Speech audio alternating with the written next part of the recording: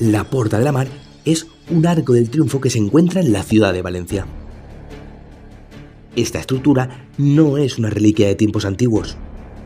Es una obra relativamente moderna que se construyó para conmemorar y reemplazar una de las antiguas puertas de la ciudad que fue destruida. A lo largo de los años, la Porta de la Mar se ha convertido en un monumento emblemático de Valencia, un punto de interés para locales y para turistas.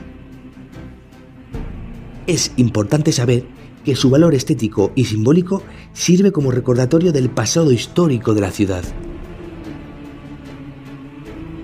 También es un homenaje a los caídos y a las víctimas de la guerra, lo que añade una capa adicional de significado a su presencia en la ciudad.